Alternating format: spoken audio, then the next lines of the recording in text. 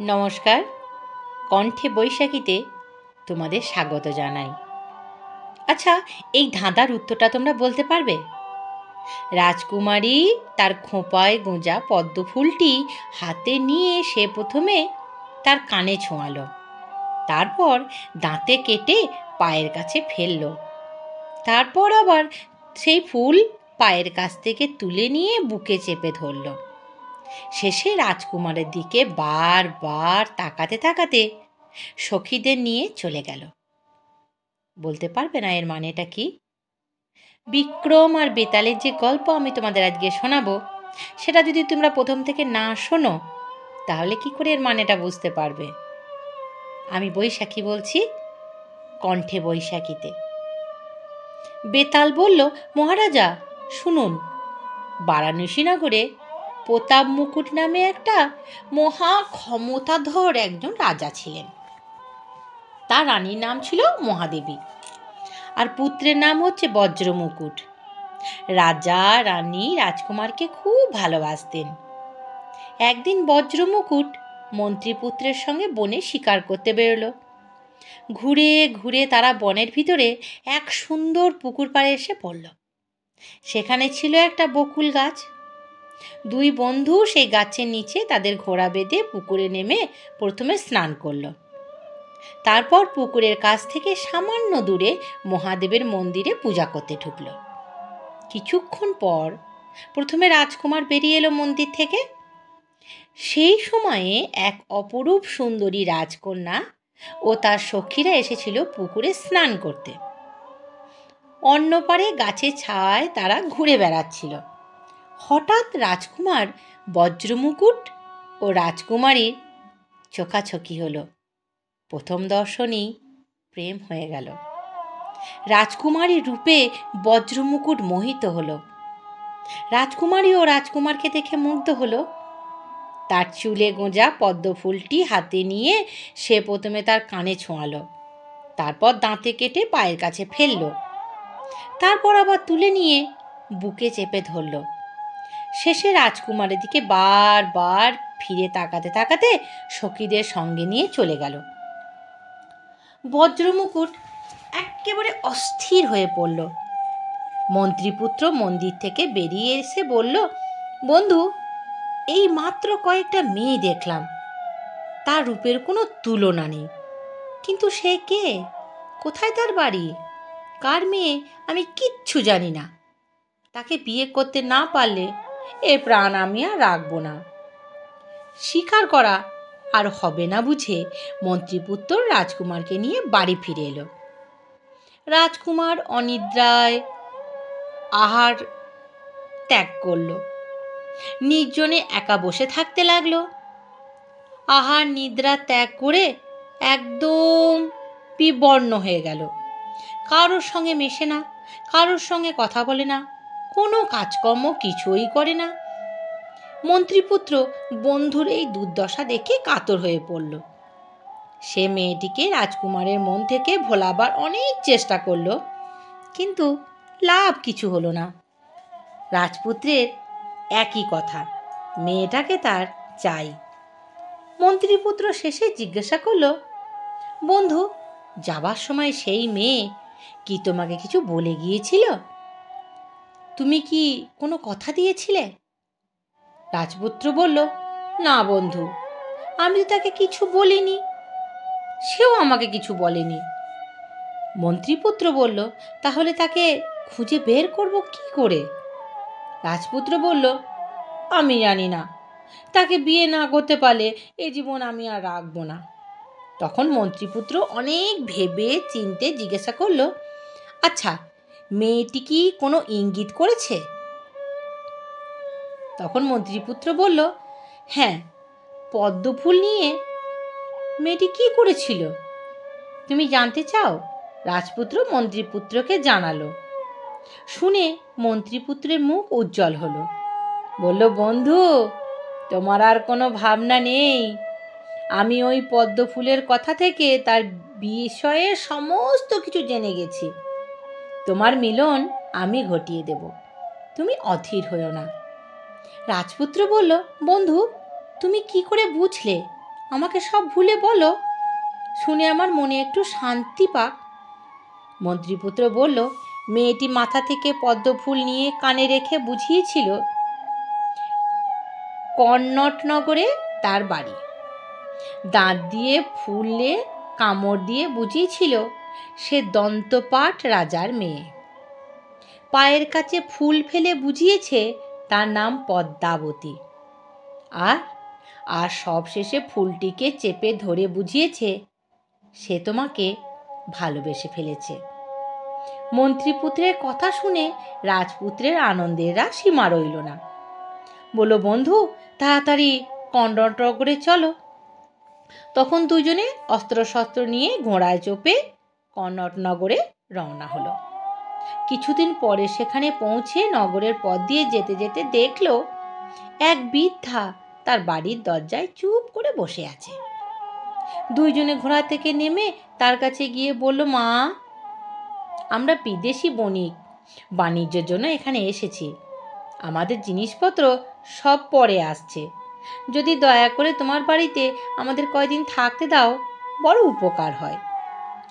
দুইজনের সুন্দর চেহারা দেখে ও মধুর ব্যবহারে খুব খুশি হয়ে বৃদ্ধা বলল, বাবারা, এ বাড়ি তোমাদেরই, যতদিন ইচ্ছা থাকো। দুই বন্ধু বৃদ্ধার বড়িতেই উঠল। কথায় কথায় মন্ত্রীপুত্র জিজ্ঞাসা করল, মা, তোমার কে কে আছে? তোমার সংসার কি করে চলে? বৃদ্ধা বলল, আমার ছেলে রাজ সরকারে চাকরি করে। রাজা তাকে বড় ভালোবাসে। পদ্মাবতী নামে রাজার এক মেয়ে আছে। আমি তার ধাই ছিলাম। এখন তো বুড়ি হয়েছি, সেজন্য বাড়িতেই থাকি। দয়া করে আমায় খাওয়া পড়ার ব্যবস্থা করে দেন রাজামশাই। রাজকন্যা আমাকে ভীষণ ভালোবাসে কিনা আমি রোজ তাকে একবার করে দেখতে যাই।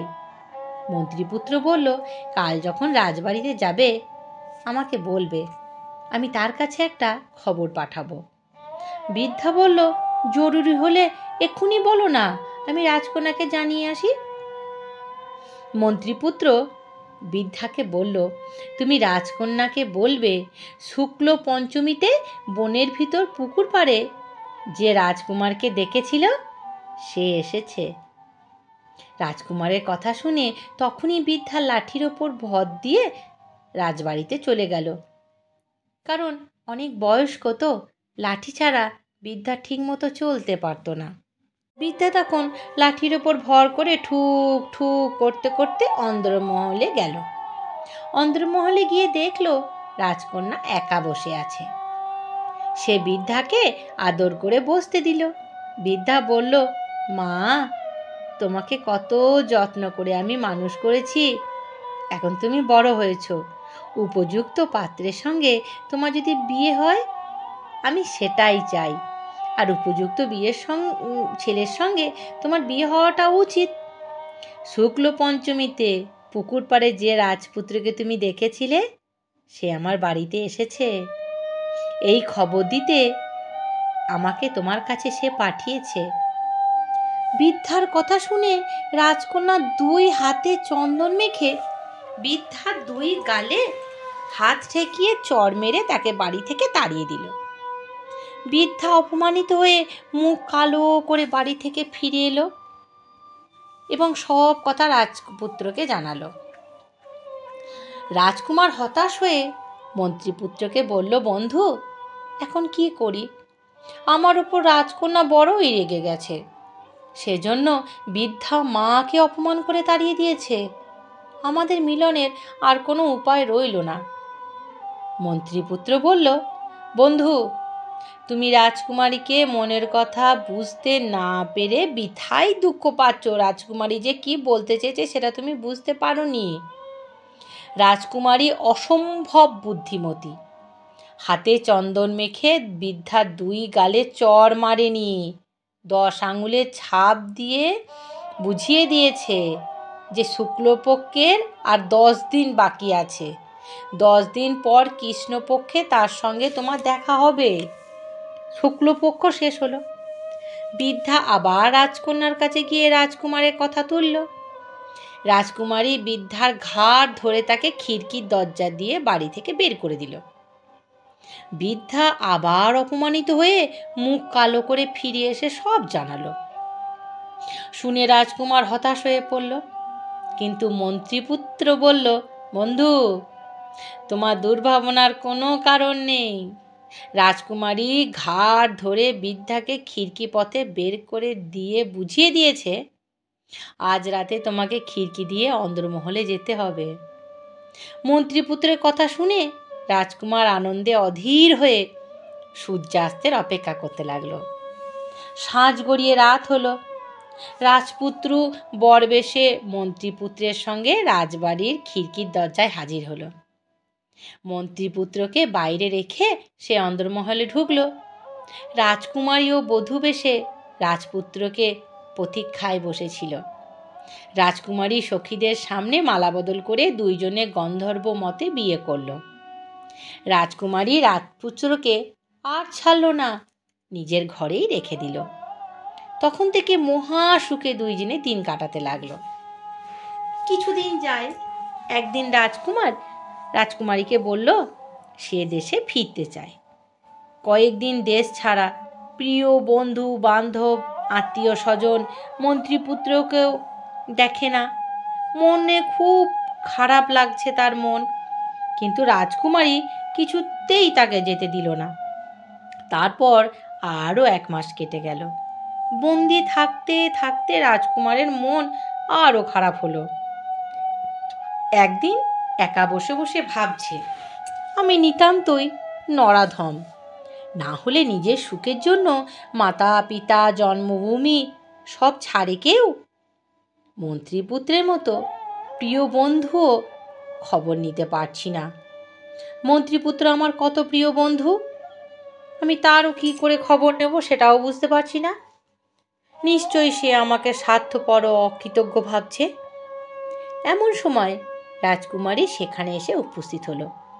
রাজকুমারকে বিষণ্ণ দেখে জিজ্ঞাসা করল, এত মন খারাপ করে কি ভাবছো গো? তোমার মুখ কালো দেখলে আমার বড় কষ্ট হয়। তোমার কি হয়েছে বলো না?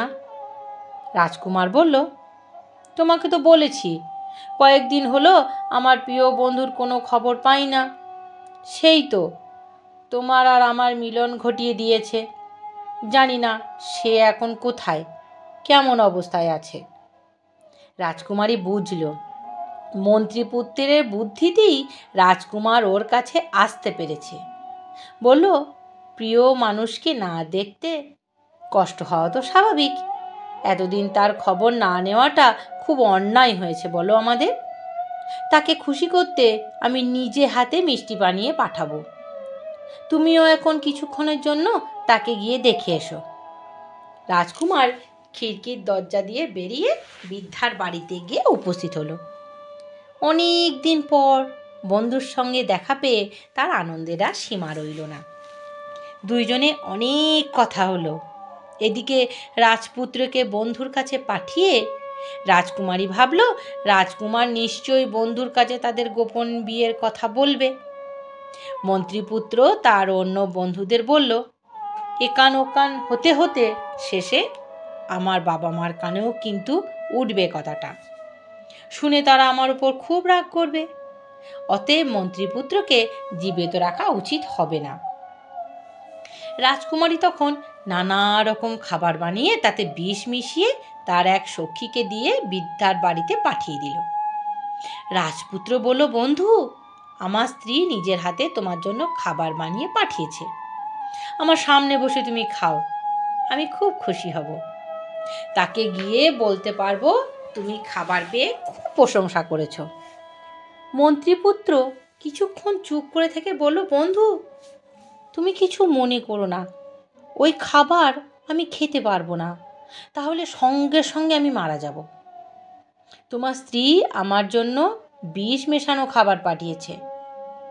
রাজকুমার বলল, বন্ধু, তুমি কি বলছো? আমি কিছুই বুঝতে পারছি না।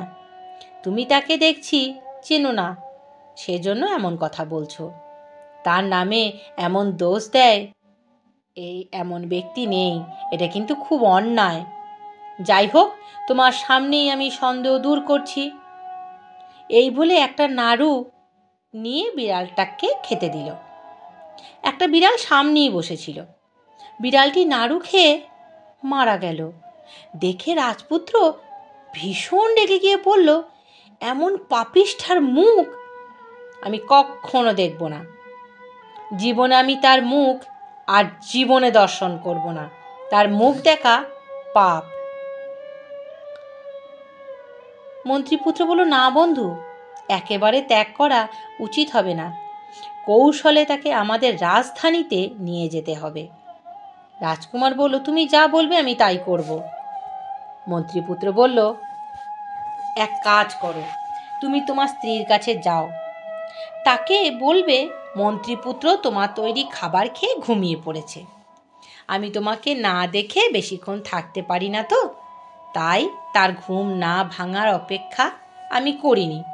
সে ঘুমিয়ে আছে, ঘুমিয়ে থাক, তার ঘুম ভাঙা অপেক্ষা আমি করতে পারিনি। আমি চলে এসেছি, কারণ আমি তোমাকে ছাড়া বেশিক্ষণ থাকতে পারি না। তারপর রাতে তোমার স্ত্রী যখন ঘুমাবে, তখন তার গা থেকে সব অলংকার খুলে নিয়ে এসো। আর অলংকারগুলি খোলার পরে তুমি তার বাঁ পায়ে একটা ত্রিশূলের চিহ্ন এঁকে দিয়ে আমার কাছে চলে আসবে। আর হ্যাঁ, গয়নাগুলো সব নিয়ে আসবে। বন্ধুর কথায় রাজি হয়ে রাজকুমার রাজবাড়িতে ফিরে গেল। রাতে রাজকুমারী ঘুমালে বন্ধুর পরামর্শ মতো সব কাজ শেষ করে বৃদ্ধার বাড়িতে ফিরে এলো। পরের দিন সকালে মন্ত্রীপুত্র এক শ্মশানে গিয়ে যোগী সাজল। রাজপুত্রকে সাজালো তার শিষ্য। তারপর বলল, তুমি এই অলংকারগুলো বিক্রি করতে নিয়ে যাও।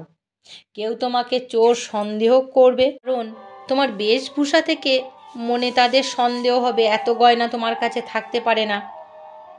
যে তোমাকে সন্দেহ করবে তাকে আমার কাছে নিয়ে আসবে। রাজপুত্র বন্ধুর কথা মতো অলংকার বিক্রি করতে এক স্বর্ণকারের দোকানে ঢুকল।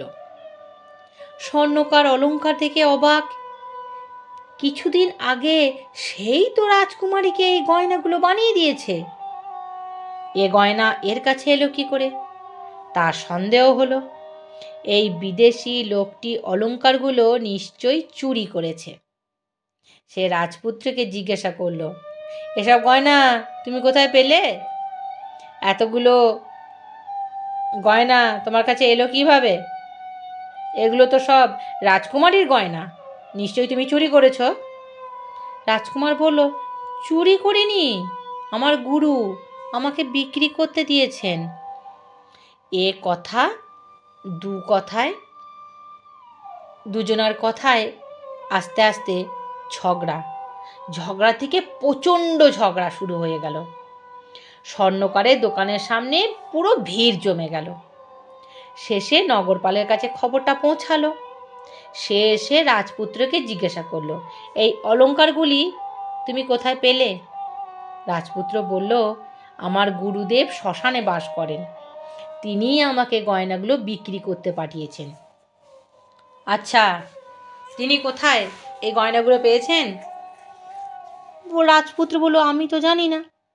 রাজপুত্রের কথা শুনে নগরপাল শ্মশানে গিয়ে মন্ত্রীপুত্রকে ধরল।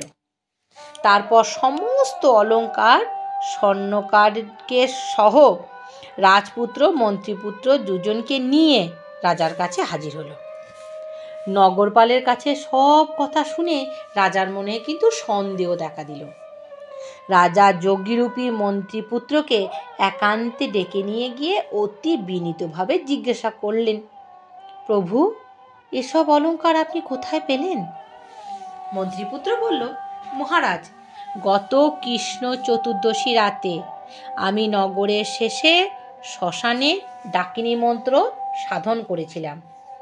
আমার মন্ত্রের বলে ডাকিনী এসে সিদ্ধি লাভের ফলস্বরূপ এই গয়নাগুলো আমাকে দিয়ে গেছে। আমিও তার বাঁ পায়ে ত্রিশূলের চিহ্ন এঁকে দিয়েছি। যোগীর কথায় রাজার সন্দেহ আরও বাড়ল। তিনি অন্দরমহলে গিয়ে রানীকে জিজ্ঞাসা করলেন, দেখো তো পদ্মাবতীর বাঁ পায়ে কোনো চিহ্ন আছে কি না? রানী দেখে এসে বলল, হ্যাঁ, একটা ত্রিশূলের চিহ্ন আছে। রানীর কথা শুনে রাজা লজ্জায় মাথা হেঁট করে ভাবতে লাগলেন, আমি যা ভেবেছিলাম তাই হলো। এখন ডাকিনী মেয়েকে বাড়িতে রাখা তো উচিত হবে না, এ তো অধর্ম হবে। কিন্তু কি করা যায়? পণ্ডিতদের কাছে পরামর্শ নিতে গেলে ঘরের কথা বাইরে প্রকাশ হয়ে পড়বে। তার চেয়ে বরং ওই যোগীকেই জিজ্ঞাসা করা যাক যে তিনি এইসব কিভাবে এর উপায় বার করে দিতে পারেন। তিনি তো সবই জানেন। তার কাছে আর নতুন করে কিছু তো প্রকাশ হবার ভয় নেই আমার। রাজা তখন মন্ত্রীপুত্রের পরামর্শ চাইলেন। মন্ত্রীপুত্র বলল, মহারাজ, শাস্ত্রে আছে স্ত্রীলোক গুরুতর অপরাধ করলেও তাকে হত্যা করতে নেই, তবে রাজা তাকে নির্বাসন দণ্ড দিতে পারে। মন্ত্রীপুত্রের কথা মতো রানীর কাছে গিয়ে রাজা সব বলল। তাকে অনেক বুঝিয়ে তার সম্মতি নিয়ে রাজকুমারীকে নির্বাসনের দণ্ড দিলেন। রাজার আদেশ মতো বাহকরা পদ্মাবতীকে পালকিতে চড়িয়ে এক গভীর বনে রেখে এলো। ওদিকে মন্ত্রীপুত্র ও রাজপুত্রকে নিয়ে গোপনে তাদের অনুসরণ করলো। রাজার লোকেরা চলে গেলে পদ্মাবতীর কাছে গিয়ে তারা দুজনে গিয়ে দেখল পদ্মাবতী গাছের তলায় একা বসে কাঁদছে। দুই বন্ধু তাকে সান্ত্বনা দিয়ে নিজেদের রাজধানীতে নিয়ে এলো। প্রজারা তাদের দেখে খুব খুশি হলো। রাজা প্রতাপ মুকুটের পুত্র ও পুত্রবধূর মুখ দেখে খুশি হয়ে তাদের আশীর্বাদ করলেন। তার আদেশে নগরে মহোৎসব আরম্ভ হলো। গল্প শেষ করে বেতাল বিক্রমকে জিজ্ঞাসা করল, মহারাজ, রাজপুত্র, মন্ত্রীপুত্র ও রাজা দন্তপাট, এই তিনজনের মধ্যে রাজকন্যা নির্বাসনের জন্য কে বেশি দায়ী? বিক্রমাদিত্য বললেন, রাজা দন্তপাট। বেতাল জিজ্ঞাসা করলো, কেন? শাস্ত্রে আছে শত্রুকে হত্যা করলে পাপ হয় না। মন্ত্রীপুত্রকে শত্রু ভেবে তাকে হত্যা করলে রাজকুমারী খাবারে বিষ মিশিয়ে দিয়েছিলেন, কাজেই রাজকুমারীকে দোষী বলবো না। কিন্তু রাজা একজন অজানা অচেনা লোকের কথায় বিশ্বাস করেছেন। কোনো রকম খোঁজ খবর না নিয়ে নিজের মেয়ের প্রতি স্নেহ মমতা সব ভুলে তাকে নির্বাসন দণ্ড দিলেন। তাতে রাজধর্মের বিরুদ্ধে কাজ করা হয়েছে, ফলে তাকেই দায়ী করতে হয়। এই কথা শুনে বেতাল শ্মশানে ফিরে গিয়ে আবার শিরীষ গাছে ঝুলতে লাগলো। রাজা আবার তাকে গাছ থেকে নামিয়ে আনতে দৌড়ালেন এবং কাঁধে করে নিয়ে সন্ন্যাসীর কাছে ফের চলতে লাগলেন। আমার গল্প যদি তোমাদের ভালো লেগে থাকে তাহলে নিজেদের নিকট আত্মীয়র সঙ্গে আমার এই গল্প শেয়ার করো। আর তাদের যদি ভালো লাগে তারা নিশ্চয়ই আমার চ্যানেলটিকে সাবস্ক্রাইব করবে। ভালো থেকো, সুস্থ থেকো, নমস্কার।